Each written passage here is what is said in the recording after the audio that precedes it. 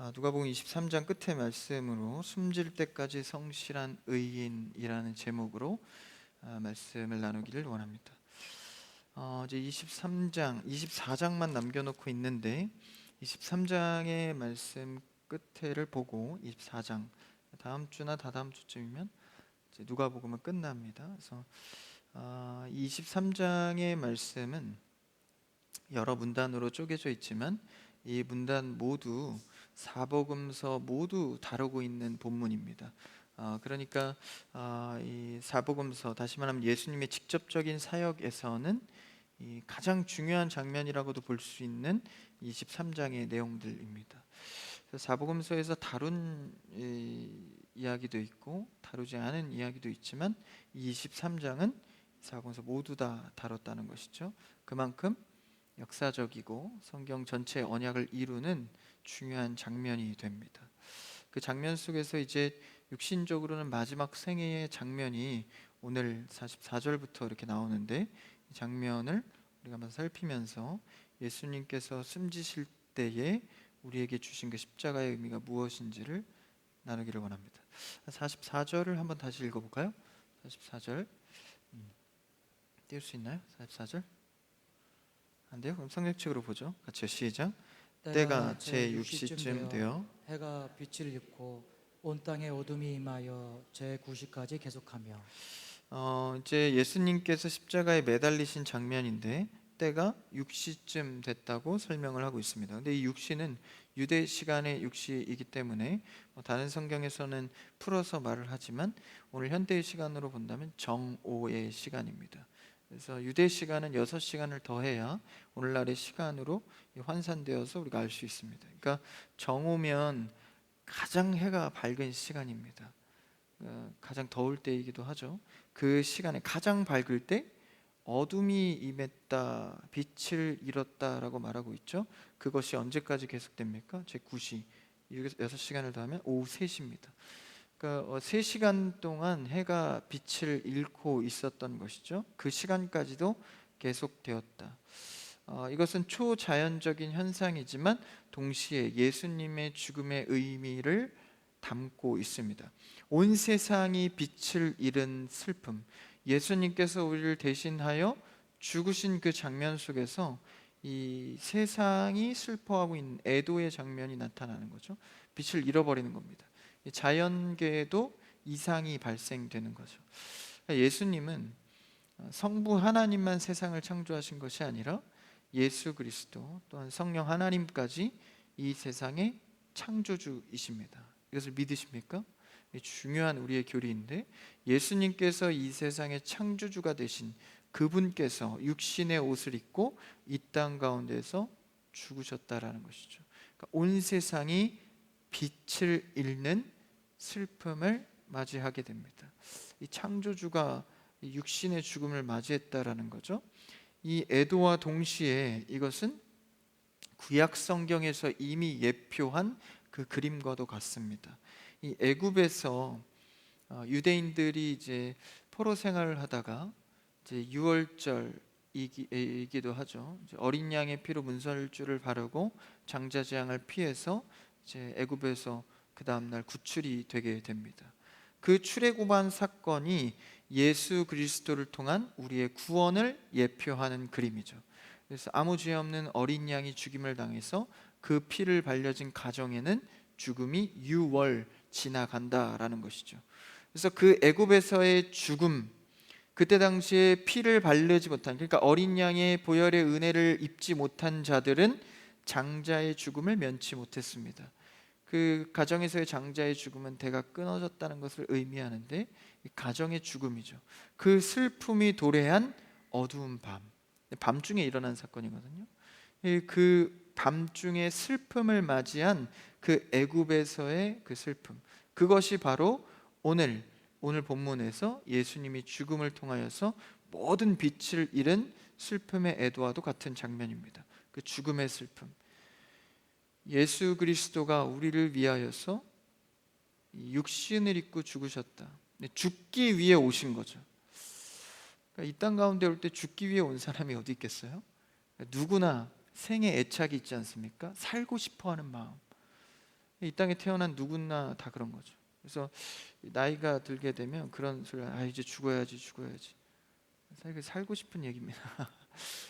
살고 싶은, 그렇죠? 아직까지 그런 고백을 저는 하지 않지만 그런 고백을 하지 않습니까? 누구나 나이가 되어서도 살고 싶은 마음은 있다라는 것이죠. 그런데 예수님은 이 땅 가운데 애초의 목적 자체가 죽기 위해 오셨습니다. 이런 생애가 어디 있겠습니까? 그것도 자신을 위해 죽는 것이 아니라 우리를 위하여서. 그러한 애굽의 장자의 죽음의 슬픔에 어두운 밤은 오늘 본문에서 예수 그리스도의 육신의 죽음으로 빛을 잃은 슬픔을 나타냅니다. 그렇지만 그 죽음의 냄새 속에서 살아난 가정들이 있죠. 어린 양의 죽음으로 구원을 얻은 그 자들은 홍해를 건너서 출애굽하게 되지만 사실 진짜 구원은 어디서 출발한 거죠? 그 유월절, 그 어린 양의 피로 이미 구원을 받은 것입니다. 우리의 생애도 마찬가지입니다. 이미 예수 그리스도를 내 안에 모시고 믿음으로 우리가 고백하며 살아가면 우리는 이미 구원을 받은 자들입니다. 보혈의 피로 구원을 받고 뭐만 남았죠? 살아가는 인생의 시간만 남은 것이죠. 홍해를 건너고 광야에서 고통을 당하고, 그렇지만 또 은혜를 누리고, 수많은 복잡한 시간들은 사실 이미 유월절의 어린 양의 피의 은혜를 입고 살아가는 것입니다. 그러니까 너무 낙심할 것도 없고 너무 자랑할 것도 없는 것이죠. 여러분 삶에 유월절 어린 양의 피로 살아가는 은혜가 있기를 축복합니다. 그래서 그러한 죽음 가운데에서도 결국 그 잃은 빛 속에서도 다시 살아날 수 있는 부활의 은혜가 있는 것은 예수님의 보혈의 피 때문입니다. 그래서 이 44절의 장면은 천지가 애도하고 슬픔이 임하는 장면입니다. 그것을 표현하고 그 다음 어떤 물리적으로는 어떤 일이 발생했죠? 45절을 읽어볼까요? 45절 시작. 성소의 휘장이 한가운데가 찢어지더라. 구약에 잘 아는 제사법은 성소에서 드려집니다. 사람들의 죄를 갖고 대제사장이 그 지성소로 들어가서 이 제사를 드리죠. 그랬을 때 그 어린 양의 피로 나음을 얻지만 그 한계를 이기지 못하고 다시 또 제사를 해야 하는 무한 반복의 제사법입니다. 근데 그 속에서 성소의 휘장이 한가운데 찢어졌습니다. 이 휘장은 어떤 휘장일까요? 히브리서 9장 3절에서 이렇게 간단하게 표현하고 있는데 한번 읽어볼까요? 시작. 또 둘째 휘장 뒤에 있는 장막을 지성소라 일컫나니. 이게 휘장이 이 첫 번째 들어가는 입구가 되겠고, 두 번째는 지성소로 들어가는 성소와 구분된 둘째 휘장입니다. 그러니까 둘째 휘장이 찢어진 겁니다. 그러니까 지성소, 거룩한 하나님의 임재, 그곳에서만 죄를 사할 수 있는 그 유일한 지성소의 장막이 찢어진 것이죠. 휘장이 찢어진 것입니다. 그래서 이제는 더 이상 옛날 제사법으로 매일 어린 양을 죽이면서 해야 하는 제사를 드리지 않아도 예수 그리스도 영단번 한 번의 제사로 예수님이 제물 되어서 죽으시면 한 번으로 하나님의 공의를 만족시킨 사건입니다. 그러니까 인간이 아무리 노력하고 신앙생활을 열심히 한다 할지라도 그리스도의 보혈의 피와 예수 그리스도의 이름이 없으면 하나님께 만족되지 않습니다. 그래서 우리가 어떤 교회에서도 팀을 만들든 목장이든 예수님의 이름으로 모이지 않으면 그것은 능력이 없습니다. 한계가 있죠. 인간의 노력으로는 서로 위로하고 서로 칭찬할 수 있으나 예수 그리스도의 이름이 없으면 그 회는 오래가지 못하죠. 그래서 여러분 항상 주의 이름으로 은혜 가운데 신앙생활하는 여러분 되기를 축복합니다. 이제는 휘장이 찢어졌습니다. 근데 이 휘장은요 매우 두꺼워서 그 두께가 확연히 보일 정도로 사람이 절대 찢을 수 없는 두께입니다. 근데 그것이 단번에 찢어진 것과 동시에 위에서부터 아래로 찢어졌죠. 그러니까 하늘로부터 내려와서 찢겨진 사건입니다. 인간이 찢은 상징이 아니죠. 그래서 하나님께서 하신 것을 강조하는 상징으로 이 휘장이 위에서부터 아래로 찢어집니다. 이건 동시에 앞서 말씀드린 것 같이 출애굽 사건의 완성이 되는 것이죠. 어린 양의 피로 구원을 받아서 홍해가 갈라져서 그 강을 건너게 됩니다. 그러니까 홍해가 갈라진 것과 같이 휘장이 찢어져서 길을 내시고 유일한 길, 이제 애굽에서 빠져나올 때 막다른 길에 그 바다에 이제 막다른 길에 몰리지 않습니까? 갈 수가 없는 거예요. 유일한 길은 이 바다를 뚫고 가는 길입니다. 말이 안 되죠, 현실적으로. 그러나 말이 안 되지만 유일한 길을 내십니다. 그게 뭐죠? 예수님이 하나님 대신 예수님이 이 땅 가운데 오셔서 죽으셔서 길을 낸다? 말이 안 되는 사건입니다. 그렇지만 하나님은 의지적으로 그 계획을 실행하시죠. 마치 홍해가 갈라져서 그 길 외에는 갈 수 없는, 그래서 자신을 찢으셔서 그 길을 내셔서 새 길, 생명의 길을 내십니다. 여러분, 우리는 예수 그리스도를 통하여서 하나님 앞에서는 유일한 길로 가는 자들입니다. 그 유일한 길 외에는 생명이 없는 것이죠. 그래서 그 길을 통하여서 하나님이 예비하신 출애굽 사건을 통해서 가나안 땅으로 들어가게 되죠. 그래서 완전한 구원을 얻게 됩니다.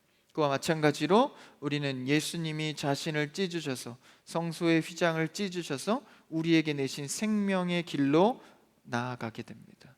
이것이 구약의 언약을 넘어 신약이 성취되고 오늘날 우리가 그것을 누리게 되는 것이죠. 우리가 이 은혜를 교회에서 말씀을 통해 누리는 여러분 되기를 바랍니다. 출애굽의 예표로 어린 양의 의미가 예수 그리스도의 성실한 성취로 이루어진 것입니다. 그러니까 어린 양 문설주에 바른 그 피가 실제로 증명이 된 것이죠. 그리고 재현이 된 것입니다. 그러니까 상징물이 실현이 된 것이죠. 그래서 우리는 이 땅 가운데서 수많은 사건과 사고와 삶을 보지만 그 실제적인 것을 우리가 보기 위해서는 하나님의 방법, 하나님의 계획을 알아야 한다라는 것이죠. 실제 그림자와 같던 구약이 신약에 와서 성취되는 장면입니다. 그래서 십자가의 죽음을 통하여서 출애굽이 완성되었듯 구약이 완성되어진 것이죠. 이것이 하나님의 사랑의 절정의 표현이 드러난 장면입니다. 그러니까 죽음이라는 것은 이 생명과 반대되는 개념인데, 아이러니하게도 예수님의 죽음을 통하여서 하나님의 사랑과 생명이 드러나게 된 것이죠. 여러분, 우리는 십자가와 예수 그리스도를 애도하고 슬퍼만 하는 것이 아니라 그 속에 담긴 하나님의 사랑을 깨달아 새 생명의 기쁨을 누리는 여러분 되기를 축복합니다. 그래서 사실 이 십자가의 은혜와 지금 이렇게 십자가상에 숨지시는 모습을 통하여서 매일매일 이 은혜를 누리고 깨달아야 합니다. 그의 사랑은 너무나도 넓고 높고 깊어서 우리가 하루에 하루의 은혜를 누리지 않는다면 그 은혜를 다 누릴 수가 없는 것이죠. 그래서 조금이라도 우리가 그 사랑을 알기 위해서는 날마다 그 사랑 안에 젖어 살아가는 것입니다. 그러면서 예수님께서 이 상황 가운데 마지막 고백을 이렇게 하십니다. 한번 46절을 다음 절을 읽어볼까요? 시작. 예수께서 큰 소리로 불러 이르시되 아버지 내 영혼을 아버지 손에 부탁하나이다 하고 이 말씀을 하신 후 숨지시니라. 예수님께서 드디어 육신의 생명이 끊어진 상황입니다. 그 직전에 유언과도 같이 어떤 말씀을 하셨죠? 아버지 내 영혼을 아버지 손에 부탁하나이다. 예수님 마지막 순간의 고백입니다. 그러니까 아버지라 호칭하고 있죠.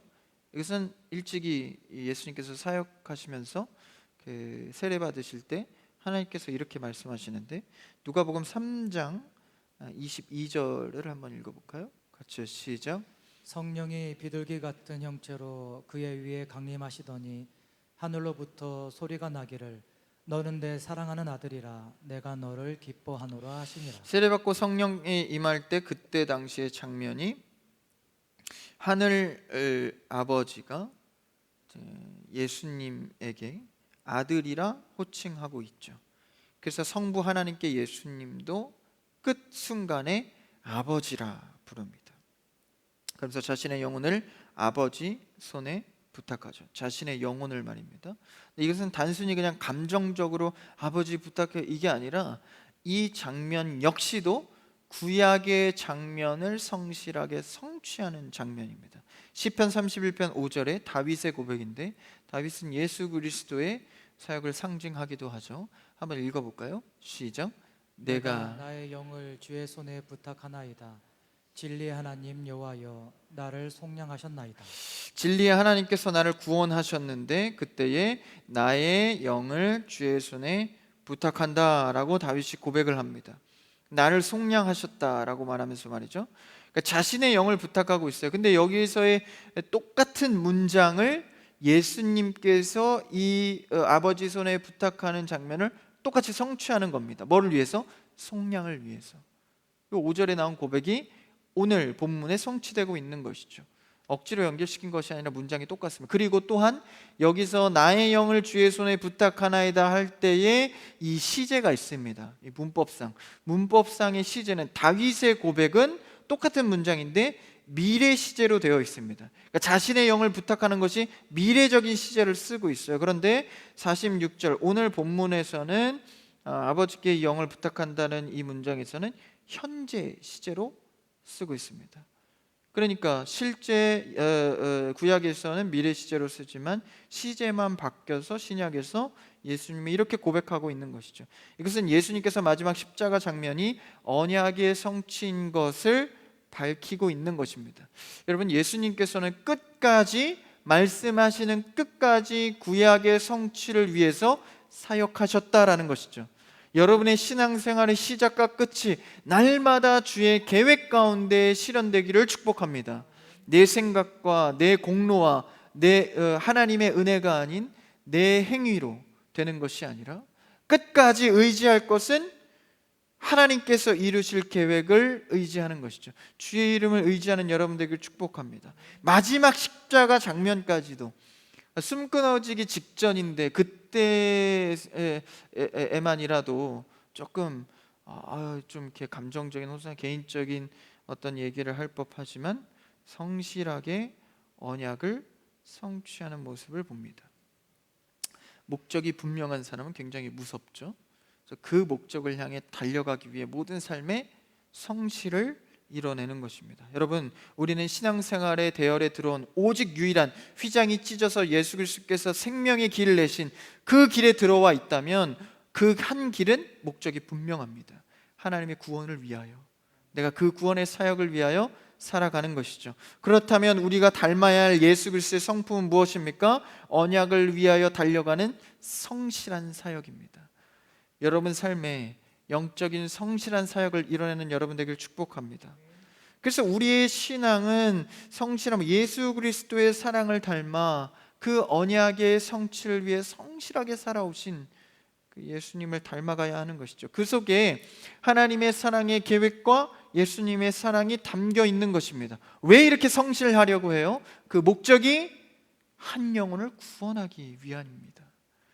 누가 이토록 자신의 생애를 죽음으로 몰아가면서 한 영혼을 위해 이렇게까지 달려가겠습니까? 여러분, 우리는 똑같을 수는 없지만 닮아가야 합니다. 왜요? 그 생명의 길로 우리를 초대했기 때문입니다. 자신의 몸을 찢어 생명의 길을 내셨으니 우리는 그 길에 동참하여서 하나님과 함께 걸어가는 것이죠. 그 사랑에 걸어가면서 그 사랑의 계획을 발견할 때마다, 내 삶에 풀어놓으신 그 사랑을 발견할 때마다 우리는 주님을 찬양하고 예배하지 않을 수가 없습니다. 오늘 말씀을 통하여서 예수님의 그 깊은 사랑이 하나하나 깨달아져 가기를 축복합니다. 우리 그 마음을 담아 찬양하기를 원하는데요. 이 나의 하나님이라는 찬양인데 이 가사의 이 내용이 하나님의 사랑의 계획을 잘 담고 있습니다. 그래서 우리 이 말씀을 묵상하면서 같이 찬양해 보기 원합니다. 잘 모르실 수도 있는데 한번 같이 고백하면서 불러볼까요?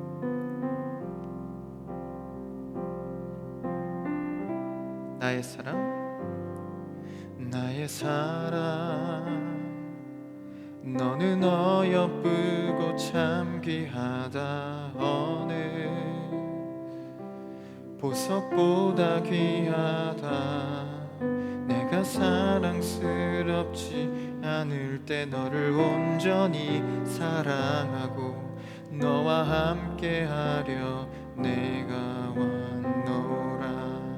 우리 한 번 더. 주의 사랑, 주의 사랑, 이 사랑은 결코 변치 않아. 모든 계절 돌보시네.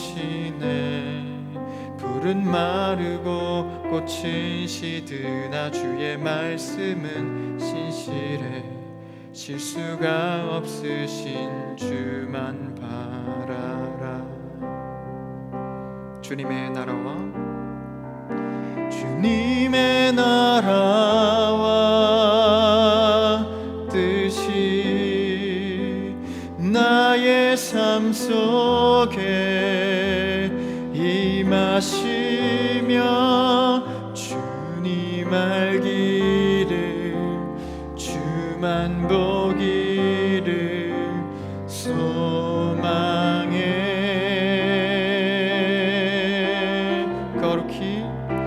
거룩히 살아갈 힘과 두려움 없는 믿음 주실 나의 하나님 완전한 사랑 찬양해. 우리 한번 더 찬양할까요? 나의 사랑 너는 어여쁘고 참 귀하다. 보석보다 귀하다. 내가 사랑스럽지 않을 때 너를 온전히 사랑하고 너와 함께하려 내가 왔노라. 주님의 나라와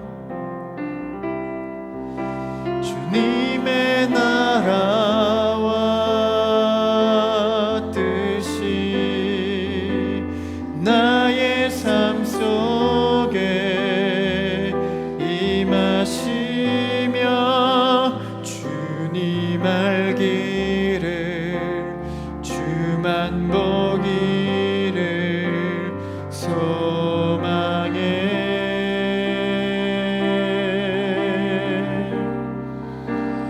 거룩히 살아갈 힘과 두려움 없는 믿음 주신 나의 하나님 완전한 사랑 찬양해.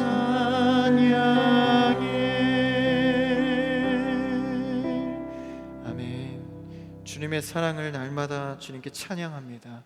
우리가 그 사랑의 확신으로 살아갈 때 우리께 깨닫게 하시는 예수 그리스도의 사랑이 충만하기를 원합니다. 그 사랑으로 인하여 우리가 구원받았고 그 사랑의 성실함을 통하여서 우리가 살아갈 수 있다는 것이죠.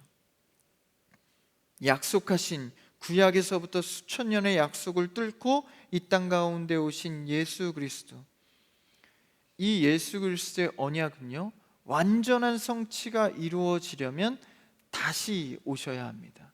그 다시 오실 예수 그리스도를 마치 구약에서 초림 예수를 기다리는 것 같이 오늘날 우리도 다시 오실 예수 그리스도를 기다리고 있는 것입니다. 십자가에서 못 박히신 그 예수 그리스도의 사랑을 노래하며 그 사랑 때문에 살아가며 다시 오실 언약의 완전한 성취를 이루실 주님을 또한 기다리고 있는 것이죠. 그러면 구약에 있던 신앙의 선배들과 선진들은 우리와 같은 신앙입니다. 예수 그리스도를 사모하는 것, 다시 오실 예수 그리스도를 구약에서 기다려온 그들처럼 기다리는 것이죠. 이것은요, 구약의 예언과 언약이 신약에서 반드시 성취되었듯이 예수님께서 다시 오신다고 하신 신약의 언약은 오늘날 우리에게도 반드시 다시 성취됩니다. 할렐루야. 이것을 믿으면서 살아갈 때 구약에서는 아직 예수 그리스도를 보지 못했지만 우리도 역시 예수 그리스도의 다시 오심을 알 수 없다고 말하는 자들이 있지만 우리는 알고 있으므로 믿음으로 기다리고 있는 것이죠. 그러니까 구약과 우리의 삶의 신앙은 똑같은 것입니다. 여러분, 주님께서 약속하신 일은 반드시 됩니다. 신약에서 이미 보여주셨던 말이죠. 예수님이 그렇게 성실하시기 때문에 우리의 기다림도 성실하고 진실하게 기다려야 합니다.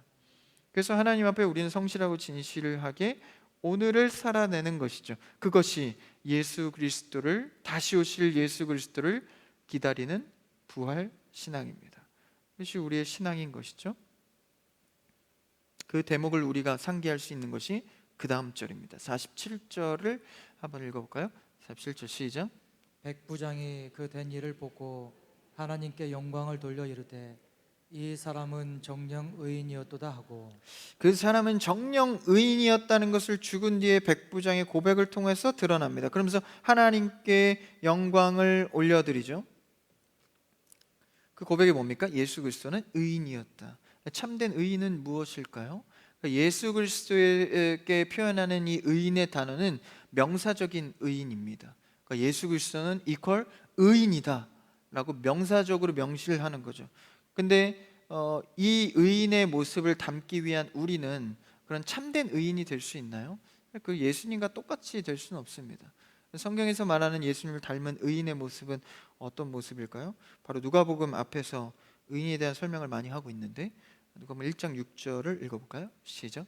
이 두 사람이 하나님 앞에 의인이니 주의 모든 계명과 규례대로 흠이 없이 행하더라. 그리고 누가복음 2장 25절에서는 또 이렇게 말합니다. 시작. 예루살렘에 시므온이라 하는 사람이 있으니 이 사람은 의롭고 경건하여 이스라엘의 위로를 기다리는 자라. 성령이 그 위에 계시더라. 누가복음 1장에 나온 의인 두 사람은 사가랴와 엘리사벳입니다. 앞서 5절에서 설명하고 있는데 그 두 사람 의인이 나오고 누가복음 2장에서는 시므온이라는 의인이 또 나옵니다. 이것은 명사적인 의인이라고 말하지는 않습니다. 형용사적인 의인입니다. 그러니까 의인다운 태도를 말하는 것이죠. 그러니까 삶의 태도로서의 의인입니다. 그럼 우린 예수님을 닮아가는 의인으로서 어떤 삶의 태도를 가져야 합니까? 바로 다시 오실 예수 그리스도를 기다리는 의인입니다. 그러니까 예수 그리스도를 바라고 기다리는 자 자체가 의인의 태도다라는 것이죠. 여러분, 우리는 예수 그리스도가 우리의 의인 되셨으니 우리는 그 의인을 닮아가는 의인으로서 날마다 의인이신 예수 그리스도를 바라며 기다리며 살아가야 합니다. 기다리고 바란다는 것은 무엇일까요? 그냥 넋 놓고 턱 깨고 그냥 기다리면 오시겠지 뭐 이럴까요? 그런 기다림은 아닙니다. 여기서 예수 그리스도를 기다린다는 것은 삶의 태도를 말합니다. 가만히 앉아서 기다리는 것이 아니라 그가 오시는 것을 알고 있기 때문에 삶으로 준비한다라는 것이죠. 예수 그리스도가 우리의 신랑 되시니까 신부는 신랑을 맞을 준비를 하듯 말입니다. 그 기다림의 시간은 무엇입니까? 바로 우리의 인생입니다. 우리 인생을 통하여서 다시 오실 그리스도를 바라보면서 기다리면서 준비하면서 청지기적으로 예비하여서 살아가야 하는 것이죠. 여러분, 우리의 삶의 태도는 그런 주님을 기다리는 태도를 갖고 있습니까? 아니면 주님의 계획은 주님의 계획대로 나는 내 인생 살면서 그저 예수님을 고백만 하고 있는 것은 아닙니까? 막연한 기다림이 아니라 성도로서 예수님을 기다리는 삶의 태도를 갖는 여러분 되기를 축복합니다. 이 적절한 예가 될 수 있을지 모르지만 이 어머니가 이 아이를 잉태하지 않습니까? 전 남자라 잉태는 안 되지만 어쨌든 잉태를 하면 10개월이 지나면 어쨌든 아이는 나옵니다. 그렇죠? 뭐 여기까지는 상식적으로 알잖아요. 뭐 나와보지 않아도 10달을 배를 아리를 해서 기다리면 아이는 나옵니다. 이제 아이는 자동적으로 나온다고 생각해서 그냥 뭐 아무 준비도 하고 있지 않으면 아이가 덜컥 나왔을 때 어떻게 아이를 케어하겠어요? 이제 아이가 임신되었다는 사실을 알면 그 가정은 이제 완전히 삶이 뒤바뀝니다. 시간도 물질도 공간도 다 바뀝니다. 결혼도 안 해놓고 어떻게 하세요? 이 정도는 다 압니다. 살아보면. 최근에도 한 집사님네를 갔는데 아기를 키우다 보니까 온 집안이 다 아기 물건이고 온 집안 세팅이 그의 가정의 어떤 부부의 어떤 공간이 없을 정도로 그냥 온 세팅이 아기를 위한 세팅이더라고요.